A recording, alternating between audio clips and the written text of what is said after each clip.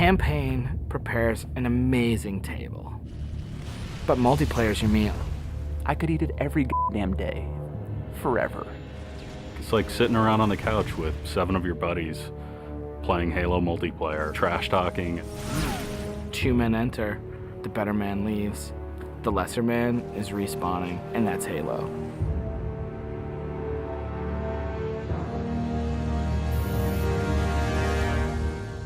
The beta. It's super important to have these like big ticket like milestones that sort of force a bunch of wishy-washy designers to get their shit together. So for the multiplayer team, it is absolutely a test of all the stuff we've been doing. Destination. I'm really terrified about what people are going to say. The public beta is where it all comes together.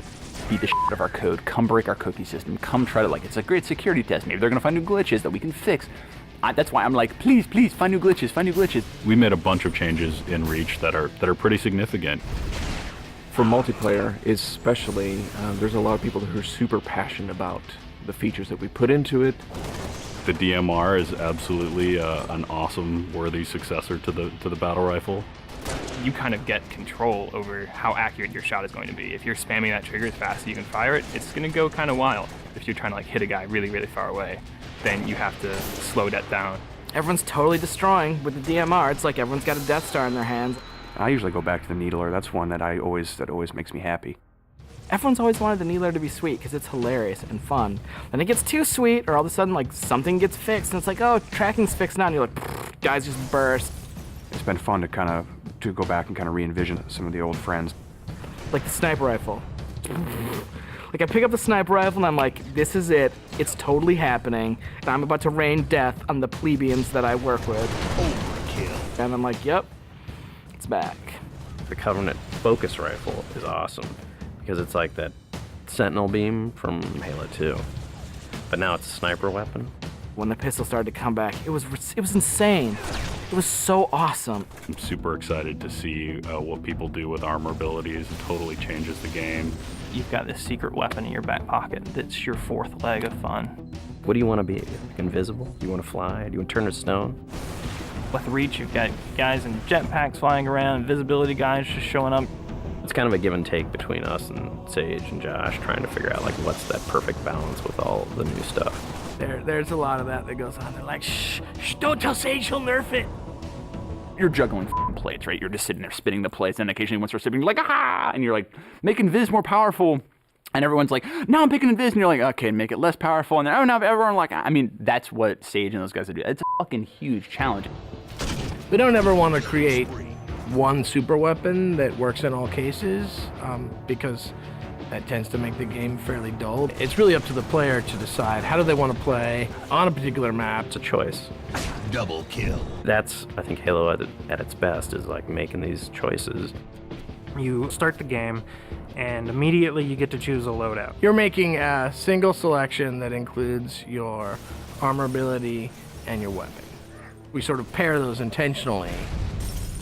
It breeds this smarter combat. You'll definitely notice a big difference in how the game functions. Right now, at this exact moment in development, armor lock's insane. It's super powerful. I love it. It is just fucking fun.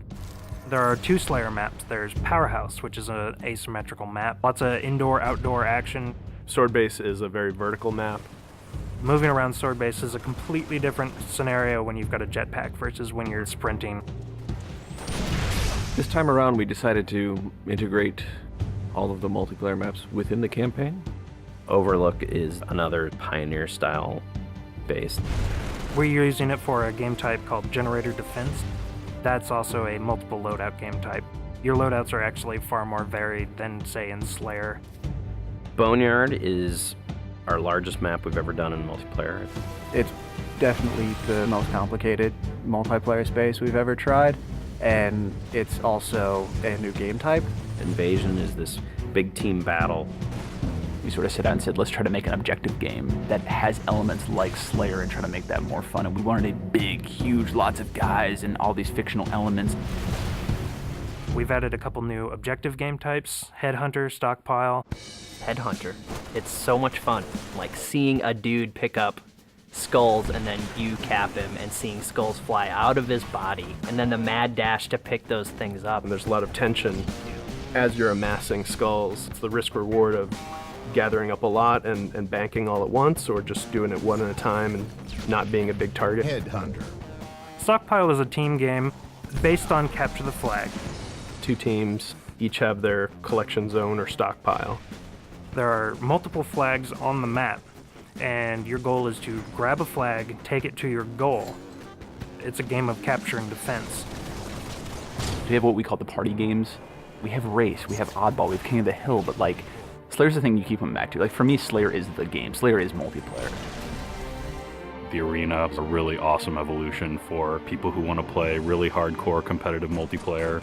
Let's just acknowledge that Slayer's awesome and try to build that space where we can sort of say, like, if you're hyper competitive, care about stats, let's make that for you. Bam, games, push, rating, push, division. The better you play, you'll eventually be put into a division. The arena divisions are broken up into Onyx, Gold, Silver, and Steel. You can say, oh yeah, I was Gold, you know, and like that means something. And I'm like, oh yeah, that's cool. You're basically a AAA baseball player. And I'm like, I'm Onyx. Like, you just met f***ing Roger Clemens. Our matchmaking system is really good at matching people up based on skill. What it has never been really good at before is saying, well, how much fun will these 2 people have playing together? I'll sing. Some of it's obnoxious. I'll get muted. Why can't I tell the system, dude, find me the people who love playing like a team player? Instead of just trying to put 8 people in a game together, we first use the social preferences for finding teammates. And then we can say, find 4 of the people who are really good skill match. Without players thinking about it, we hope that it'll lead to better social encounters. Active roster essentially is us bringing the Y menu back from Halo 2. It's a way of saying, friends are online and this is what they're doing, so I can hook up with them with a minimum of fuss. Everything that you see in the game, there's a path to getting. We can make this game about you. I really wanted to make sure that players were able to invest themselves in the Spartans that they create, and then be able to carry that Spartan back and forth between campaign and multiplayer seamlessly without them feeling like it's 2 different experiences. Start at 0, nothing. Invest, play the game, no freebies. You're beta testing, have a t-shirt. Little avatar t-shirt. I'll be wearing one. The fans should never assume what you see in the beta is set in stone. What's working about Powerhouse? The jetpack is practically crying out for abuse. Is Rocket Spawn open? Is that good? In the end, it's all about the game, and the game is king. There's that magical step in the process, like it stops being software, and all of a sudden it's more like this thing. I'm playing with my friends having a beer. It's awesome.